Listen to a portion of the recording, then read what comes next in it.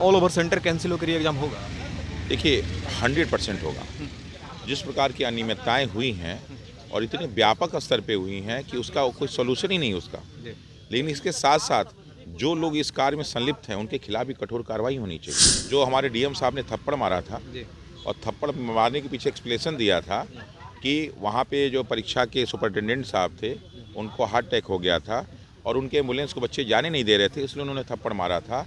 और फिर वहीं से प्रशासन सूचना मिलती कि साहब उनकी मृत्यु 11 बजे हो चुकी थी।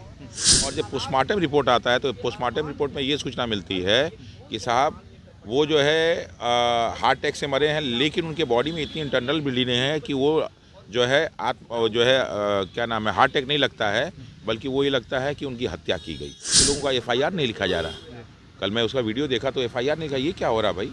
पुलिस एफआईआर नहीं लिख रही है। अब कोर्ट के माध्यम से मैं उनसे रिक्वेस्ट करूंगा कि आप साहब एफआईआर लिखवाइए। आप सस्टॉक देख रहे हैं और मैं आपके साथ विष्णु पांडे। तो आंदोलन का आज 20वां दिन है और गर्दनी बाग वहीं पे खड़े हैं जहां पे रोमांसु सर पहला दिन से 20वां दिन तक लड़ रहे हैं। 4 तारीख री एग्जाम था बापू सेंटर के लिए, इन्होंने आवाज उठाई थी, बापू सेंटर कैंसिल हुआ और री एग्जाम हुआ। अब बात होता है कि उसका जब एग्जाम हुआ तो 912 सेंटर पूरे बिहार में डिसाइड किया गया था और 911 सेंटर को क्यों नहीं एग्जाम लिया जाए।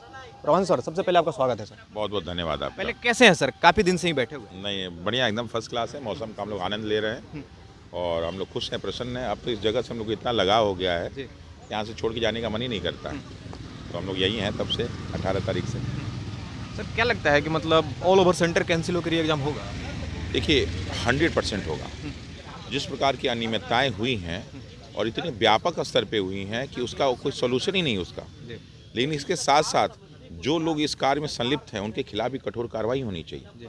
और कल हम लोग को आश्चर्य हुआ कि जो हमारे डीएम साहब ने थप्पड़ मारा था और थप्पड़ मारने के पीछे एक्सप्लेनेशन दिया था कि वहाँ पे जो परीक्षा के सुपरिटेंडेंट साहब थे उनको हार्ट अटैक हो गया था और उनके एम्बुलेंस को बच्चे जाने नहीं दे रहे थे, इसलिए उन्होंने थप्पड़ मारा था। और फिर वहीं से प्रशासन सूचना मिलती कि साहब उनकी मृत्यु 11 बजे हो चुकी थी। और जब पोस्टमार्टम रिपोर्ट आता है तो पोस्टमार्टम रिपोर्ट में ये सूचना मिलती है कि साहब वो जो है हार्ट अटैक से मरे हैं, लेकिन उनके बॉडी में इतनी इंटरनल ब्लीडिंग है कि वो जो है क्या नाम है, हार्ट अटैक नहीं लगता है, बल्कि वो ये लगता है कि उनकी हत्या की गई। और इसलिए अब तो ये भी मांग होगी, क्योंकि उसके परिवार के लोगों का एफआईआर नहीं लिखा जा रहा। कल मैं उसका वीडियो देखा तो एफआईआर नहीं लिखा। ये क्या हो रहा भाई? पुलिस एफआईआर नहीं लिख रही है। अब कोर्ट के माध्यम से मैं उनसे रिक्वेस्ट करूंगा कि आप साहब एफआईआर लिखवाइए कि आखिर जो है बापू परीक्षा परिसर में उस दिन हुआ क्या था, इसकी जानकारी सबको मिलनी चाहिए और एक एक सीसीटीवी कैमरा को जो है सामने लाना चाहिए। ये लोग कोशिश करेंगे कि सीसीटीवी कैमरा जो एक बहुत बड़ा सबूत है उसको तोड़ने मरोड़ने का कोशिश करेंगे। हमारे जो है बीपीएससी के चेयरमैन साहब और बीपीएससी द्वारा एक चिट्ठी जारी की जाती है, 2 पेज का था। उन्होंने कहा कि हमारा उद्देश्य, हमारा काम सिर्फ ये है कि पेपर बनवा के वहाँ तक पहुँचवाना। वहाँ परीक्षा जो करवाने का काम है वो बीएसईबी कर रही थी सेंटर, और लॉ एंड ऑर्डर का काम जो है लोकल एडमिनिस्ट्रेशन का था। हमने कहा कि अच्छी बात है, तो अगर बीएसईबी ने कोई गलती की तो क्या बीपीएससी ने उनके किसी के खिलाफ एफआईआर किया? अगर लोकल एडमिनिस्ट्रेशन ने गलती की तो क्या उनके खिलाफ कोई एफआईआर हुआ? और हुआ तो उसकी कॉपी कहाँ है, हम लोग को लाया जाए। क्योंकि इसमें इतने बड़े बड़े लोग मिले हुए हैं, बीपीएससी से लेकर लोकल एडमिनिस्ट्रेशन से लेकर बीएसईबी से लेकर जो मिले हुए हैं, कि इसको लीपा पोती करने की कोशिश कर रहे हैं। क्योंकि देखिए इसके पहले बिहार पुलिस की भी जो चोरी हुई थी उसमें से 300 लोगों को क्या बस में वो गेस्ट हाउस सर्किट हाउस में पकड़ा गया था, उनके खिलाफ कार्रवाई कौन हुई? कौन लोग थे वो? कोई जानकारी नहीं। दैनिक भास्कर जैसा पेपर 14 दिसंबर को छापता है कि 11 लोगों को खगड़िया में जो है स्पेशल ट्रीटमेंट दिया गया। वो कौन लोग थे? उनका एडमिट कार्ड क्या है? उनके साथ क्या हुआ? इसकी कोई जानकारी है? इसके अलावा जो बापू परीक्षा परिसर है वहाँ एग्ज़ाम कैंसिल हुआ। शुरुआत में 17,900 लोगों का जो है यहाँ पे सेंटर होना था, लेकिन 12 लोगों ने जो है पेपर दिया। तो जब दूसरी बार पेपर हुआ तो 12,012 लोगों का ये एडमिट कार्ड जारी किया गया। उस 12,012 में से लगभग 8,000 के आसपास लोग डाउनलोड किए और एग्ज़ाम लगभग 6,000 ही लोग दिए।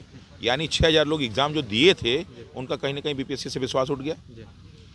उसके बाद बीपीएससी परीक्षा पर ये जो है बाबू परीक्षा परिसर, ये लगभग 281 करोड़ रुपए की बनी हुई संपत्ति है। यहीं बगल में हम लोग के हैं, वॉकिंग डिस्टेंस पे। जब आपके पास 4,83,000 बच्चे थे तो आपने यहाँ एग्ज़ाम कंडक्ट करा लिया, और जब आपको सिर्फ और सिर्फ 12,000 बच्चों का लेना तो आप यहाँ क्यों नहीं एग्ज़ाम कंडक्ट कराए? क्यों अलग अलग जगह कंडक्ट कराए? तो अब अगला प्रश्न ये उठता है कि अगर कभी रिजल्ट जारी भी करते हैं तो ये हमें देखना है कि इन 22 सेंटर में से उस एक सेंटर को उन्होंने 22 में कन्वर्ट कर दिया। इस 22 सेंटर्स में कितने लोग पीटी क्वालिफाई करते हैं? अच्छा सर, एक क्वेश्चन और रहेगा इस पर कि आप लड़ाई लड़ रहे थे री एग्जाम को लेकर, आप बोल रहे थे कि 4 तारीख के एग्जाम हमारे बच्चे देने नहीं जाएंगे, और उसमें 5900 से ज़्यादा भी 6000 के अप्रोक्स बच्चे एग्जाम में बैठे हैं।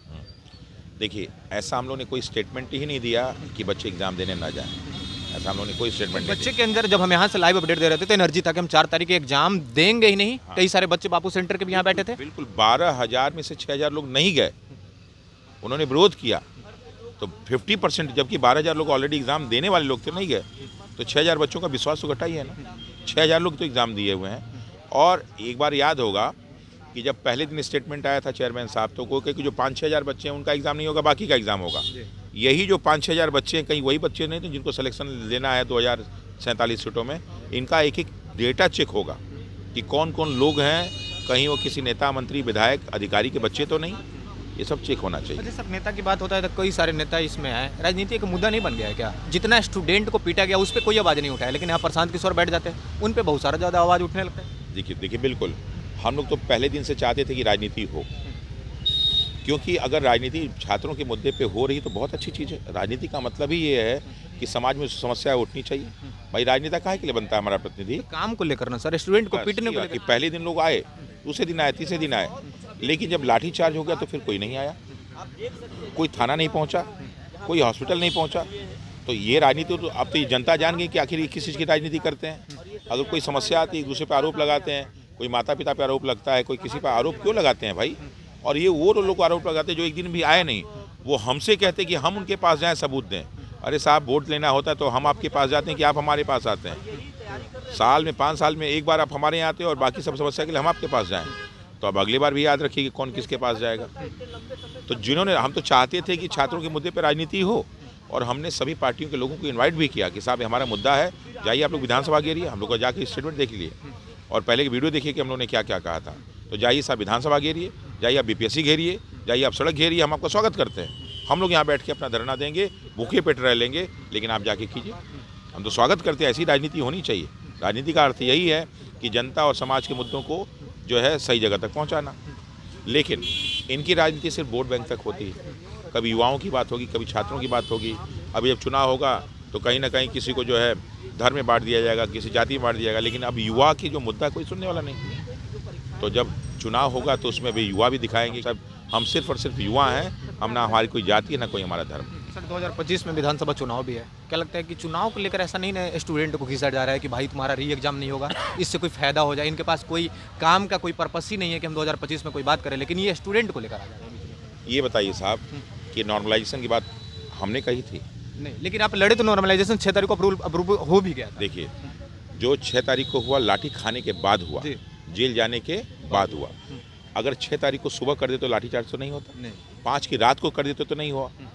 तो कहीं ना कहीं हम लोग को लाठी खाने का प्रभाव हुआ, वो तो हमारी बात माने नहीं। उसके बाद जो भी मुद्दे उठे हैं, क्या हम लोगों ने मुद्दे उठाए कि उन्होंने मुद्दे हमको दिए हैं? पेपर का जो बापू परीक्षा परिसर में हुआ वो क्या हम लोगों ने कराया? क्या एडमिट कार्ड वहाँ पे हम लोगों ने जारी किया? क्या घटिया स्तर का क्वेश्चन पेपर हम लोगों ने बनाया? क्या अलग अलग जगह पे जो समस्याएं वो हम लोगों ने किया कि बीपीएससी ने किया? क्वेश्चन की बात होता है सर, ग्रुप डी लेवल का क्वेश्चन था, हमने भी कल देखा था क्वेश्चन, एकदम इतना इजी क्वेश्चन जो हम लोग 9-10 में पढ़ते थे वो क्वेश्चन आ गया। बीपीएससी एक बहुत बड़ा पेपर होता है जो बिहार में बहुत, इससे बड़ा कोई पेपर नहीं होता। अब उसका तैयारी करके बच्चा ग्रुप डी का एग्जाम निकाले तो कैसे उसको देख रहे थे? साहब, जब बीपीएससी के चेयरमैन साहब ऐसे टीचरों से मिलकर मीटिंग करेंगे जो ग्रुप डी को ही पढ़ाते हैं, जिनका ज्ञान ग्रुप डी के बराबर है, तो पेपर तो ग्रुप डी के बराबर ही बनेगा ना। अगर इन लोगों के पास अगर टीचर ऐसा नहीं है सेटअप करने के लिए तो आप लोग क्यों नहीं ले लेते सर? आप यूपीएससी की भी तैयारी कराते हैं, बीपीएससी की तैयारी कराते हैं, काफ़ी सारे यहाँ पे टीचर है। ऐसा नहीं है, उनके पास है। अगर नहीं होते तो 68 और 69 में इतना बढ़िया क्वेश्चन कैसे बनता? जो 68 और 69 का क्वेश्चन बन रहा है, किसी कोचिंग के टीचर तो नहीं बनाए, वो अच्छे अच्छे टीचरों ने बनाया होगा। अभी आप यूपी पीसीएस देख लीजिए, उसका जो क्वेश्चन का स्टैंडर्ड था कितना बढ़िया था। कोई कोचिंग का टीचर तो नहीं बनाया होगा, कोई ना कोई टीचर ही बनाया होगा। आप जाके उनसे कांटेक्ट कर लीजिए।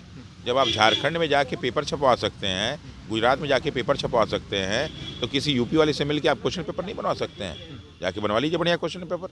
हम लोग से क्यों बनवा रहे हैं? अगर हम लोग को तो जिम्मेदारी दो तो हम लोग ईमानदारी से पेपर करवा दें। क्वेश्चन तो पेपर बनाना बहुत छोटी सी बात है। तो जब आपको जिम्मेदारी दी गया है, कॉन्स्टिट्यूशनल पोस्ट है, करोड़ों अरबों पे आप पे खर्च किया रहे हैं, इतनी बड़ी बिल्डिंग मिली है, शानदार महल में रहते हैं, बड़ी बड़ी गाड़ियों में घूमते हैं, हम लोग तो पैसे से घूमते हैं। आपको संवैधानिक पद दिया गया है तो ये आपका दायित्व है कराना। आप हम पे क्यों थोपेंगे? आपको कराना चाहिए ना। या तो फिर हटिए, आप तनख्वाह मत लीजिए, हम लोग तो मुफ्त में करने को तैयार हो जाएंगे। सर एक आखिरी क्वेश्चन रहेगा, कब तक आप यहाँ पे बैठे रहेंगे? अभी देख रहे हैं कि ठंडा भी इतना ज़्यादा है, टेम्परेचर 9-10 पे आ गया, फिर भी आप यहीं पे बैठे हुए हैं। देखिए साहब, जब तक हम लोग की मांगें पूरी नहीं हो जाएंगी हम लोग इस जगह को छोड़ेंगे नहीं। जिस मांग की आप पूरा करने की बात कर रहे हैं, अब तो आपका रिजल्ट डेट भी जारी करने वाला है कि बीपीएससी का रिजल्ट। मैं तो कहा कह रहा हूँ कि करे वो। हम लोग का तो मेन उद्देश्य है कि सारे छात्रों के बीच सबको बीच जागरूकता जगाना, हम लोग जगा रहे हैं। और हमारे पक्ष में जो है बिहार के हर जिले में प्रदर्शन हो रहा है, हम लोग के लिए हर जगह सत्याग्रह हो रहा है, कैंडल मार्च निकल रहा है, बहुत सारी राजनीतिक पार्टी कोई ट्रेन रोक रही है, कोई बस रोक रही है। तो जब चारों ओर से दबाव बनेगा तभी तो समस्या सॉल्व होगी। तो वो अपना काम करें, हम अपना काम कर रहे हैं, लेकिन जब तक हम लोग का मुद्दा सॉल्व नहीं हो जाएगा तब तक हम लोग यहाँ से हटने वाले नहीं। चलिए, हमारे साथ रोमांशु सर थे और पहला दिन से यहीं पे डटे हुए हैं। काफ़ी सारे नेता भी हैं, काफ़ी सारे टीचर भी हैं, लेकिन घंटा 2 घंटा 1-2 दिन के लिए यहाँ पे आए, लेकिन रोमांशु सर आज 20वां दिन भी बैठे हुए हैं स्टूडेंट के लिए। 912 सेंटर पूरे बिहार में डिसाइड किया गया था, 4.5 लाख से ज़्यादा हमारे बच्चे बैठे हुए थे एग्जाम हॉल में। लेकिन इनका यही कहना नहीं है, स्टूडेंट का भी यही कहना है कि 912 सेंटर को कैंसिल करके ऑल ओवर सेंटर कैंसिल हो और री एग्जाम हो। और इन्होंने, जब मैंने पूछा कि भाई जब 4 तारीख को जो री एग्जाम का डेट आ रहा था बापू सेंटर का, वो एग्जाम भी बच्चे दे लिए, तो अब री एग्जाम कैसे होगा? लेकिन इनका कहना है कि रिजल्ट भी आ जाए फिर भी हम यहीं पे बैठे रहेंगे जब एग्जाम ऑल ओवर सेंटर को नहीं करा दे। Thank you.